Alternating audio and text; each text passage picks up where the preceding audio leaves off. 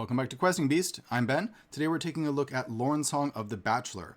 This is an adventure written by ZXU and illustrated by Nadir Noor. That is written for really any D&D-like game, but especially stuff from the old school Renaissance. It takes place in a kind of fictionalized Southeast Asian-ish landscape where you are dealing with a gigantic albino crocodile terrorizing a village and the surrounding area. Before we get into the details, though, a quick shout out to some of my new patrons on Patreon, including Michael Rapp, S. Vale, Orphan, Christopher Makish, Dude Crude, Ailstance, Simon Burgo, and Austin McPherson. Thank you so much for supporting the channel, guys. If you'd like to join them on Patreon and get access to the secret Questing Beast Discord, links are in the description below. So let's look at the back of our cover here, which I think sums up the tone and the kind of adventure that you're getting here. Weeds trail the water. The sandbar just off the shore shifts. A reptile rumble, a splash. Now a gaping maw, a roar. Claws splintering wood. The boat capsizes. You are in the river now. He is the Bachelor, a pale crocodile as long as 5 men lying end to end. He swallows hunters, families, trading skiffs. Prospectors fear to go out. Witches mutter. They say he causes landslips. They say he is a god, a curse. An old, old sin staining the river. They say he has killed before. He is pulling you under. They say he has been killed before. He is pulling you under. Lorn Song of the Bachelor is a riverine adventure and dungeon crawl for use with role-playing games. Let's see what we get inside here.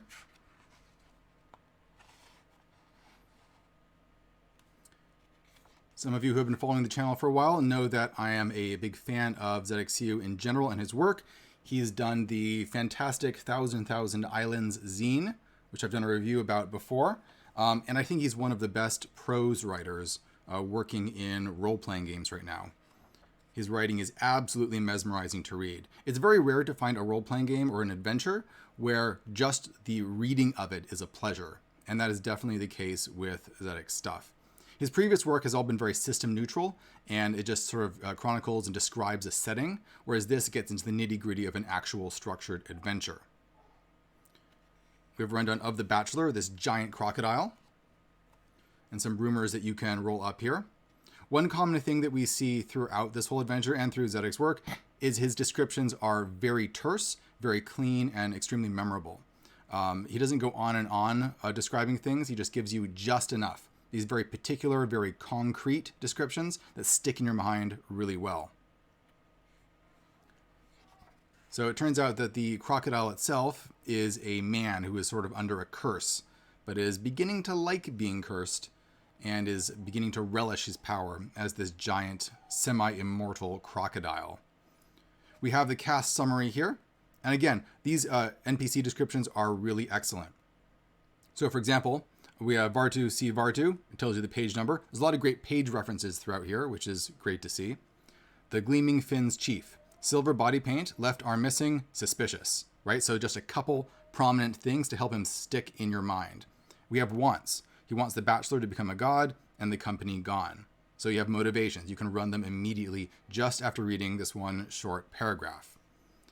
We have the Gleaming Fins tribe and ways to generate their names, along with some, again, very memorable, very concrete descriptions. Some longer descriptions that you can tack onto that, and what their tattoos are like, along with what those tattoos say about them.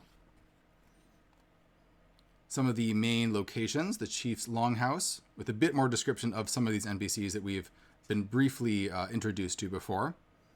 Now we get things like a manor, as well as more information about their wants. So we start off with these short little descriptions, then we get longer ones and longer ones as we go through. By the time we get to these long descriptions, we've already kind of met them in a shorter form, so we can remember who they are and stick them in our head more firmly. We have some factions here, including a crocodile cult that is beginning to worship the crocodile and hoping to turn it into a god. Things that you can encounter along the river using 2d6, creating a bell curve, so things in the middle are more common than things on the end. We have a map of the landscape here. One of the really cool things that I liked about this is one of the conceits here is that the landscape is in the shape of a crocodile. So there's his tail there, there's his 4 feet would be there, and there, I think. And there's his head, like that's his eye, and there's his snout. So as you fight this crocodile, as you injure it, the injuries that you put onto its body manifest themselves in the landscape. So this is a really awesome way to tie the monster to the land itself, which really fits in with the way that monsters typically exist in these older fairy tales and older legends, where monsters aren't just something scary to scare your kids. They're often a manifestation of something wrong with the world itself, and is tied to the land. So that's really great to see here. We have some cool monsters like the Skelephant, right? It's a skeleton elephant, and minor gods like the Bone Uncle. So, for example, in the skeleton graveyard, if you see the invisible, you see a giant with an elephant's head and translucent skin. His voice bypasses your ears, reverbs in your brain. Deal with him as you would a god. Immune to divine magic, mundane weapons, and mental effects. Wake skeleton at will. All skeletal undead obey him. Any being that slays him takes his place amongst the 13. So you want to become a god? You got to kill this guy, and you will take his place. We have an old ruin that you can explore. This is the little dungeon crawl. Again, we see that this dungeon, which is now inhabited by the Bachelor, or has sort of been taken over by him, has been mutated into his form. It's not so much a concrete place, it's more metaphysical, I suppose, since the size of the different areas don't make a lot of sense and the connections for them are kind of dreamlike. So you're sort of journeying into the unconscious, in a way, of this crocodile. But similarly, as you injure this crocodile, for example, if you stab through his foot, then if you went to his foot in the dungeon, you would find a hole back to the outside world. So there's tactical reasons to be specific about what part of the monster you are injuring and where you are in the dungeon. So each section of it, for example, we have the mouth here. This dungeon was originally ruled by, it was part of the Monkey Empire, which is the race that preceded humans. And there's lots of great little items here. So these are great OSR items in the sense that they are possibly quite powerful, and it can give you a lot of control over your surroundings, but only if used in very particular ways. So they don't just give you a +1 to your attack. You got to think about how they're being used. So for example, one item might be Invisibility Band, plain gold. Its function is obvious to the magically sensitive, but only activates if worn on a tail. So only creatures with tails can use it. Perhaps if you turn yourself into a monkey first, then you can become invisible. Or perhaps things like grabber bolas. Animated monkey paws instead of weights. Whatever they manage to snare teleports into your hands. You can throw it, try and grab something, and then immediately get it. We have all sorts of different encounters that you can find here. These monster descriptions are detailed at the back of the book. We have a bird godling, a kingfisher made out of smoke that you can interact with. The crocodile itself in the real world has all sorts of interesting abilities, like it can see through the eyes of kingfishers, and its claws count as magical attacks. But all of those things come from creatures and strange features that exist inside the dungeon. So if you go into this dungeon and defeat those things or alter them in some way, then you also alter how the crocodile works. We have a monster made entirely out of hands. That is quite terrifying. We have a number of different bellies that you can find yourself in depending on the stuff that you're carrying. One of which is a huge lake, right, which is underground, which doesn't make a lot of sense. There's a dream-like nature to this.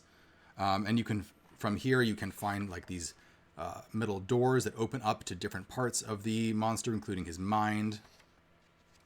They can take you to his heart, where you find the spirit of his wife, because the man who was turned into the crocodile and his wife are both existing in this dungeon or inside the crocodile, and they're in a struggle in a certain way. And the way that you affect their relationship can affect the crocodile. We have a room where you can confront the man who has become the crocodile, Vung Si Vung, and he has these golems made out of teeth on the floor, because the whole floor is covered with skulls, and he can summon the teeth from the skulls to make new teeth golems. So much great imagery. Catfish Village. We have some sort of zombies living within the dungeon that you can possibly ally yourself with, although at a cost, because they have motivations that might not be aligned with yours. We have a bestiary at the back, including the Gleaming Fin Warriors, the Bird Spirits, all sorts of great little monsters, flame centipedes, snake urchins. All this stuff could easily be taken and transported into any old school D&D-like game. And we have a note at the back, sort of going into the background behind where this adventure came from. It says that it's a riff on a Bornean story, that of Bujang Senong, hopefully I'm pronouncing that correctly, an enormous man-eating crocodile who terrorized Sarawak until the 1980s. And there's some advice here on running it in your own game. You can just read it for yourself there. And we have an I Search the Body table with 100 interesting items that you could find floating in the river or in the land if you decide to explore it, or possibly in the dungeon. So there we go. That is Lorn's Song of the Bachelor. As usual, links are in the description below where you can pick this up for yourself. It was a really fun read, as most of Zedek's stuff is. And there's lots of useful things, especially the items and monsters that can easily be transported into any D&D game, but it all fits together wonderfully here. The tone and the atmosphere is top-notch, and there's a great way in which the landscape reflects the crocodile and the dungeon reflects the crocodile, so everything's kind of tied together. And a smart party that begins to figure this out can start piecing together this mystery and manipulating things to their advantage. So there's just a lot to do here, and I think it would be a lot of fun for a more strategically minded party. Thanks for watching, everyone. Hope you enjoyed this review, and I'll see you next time.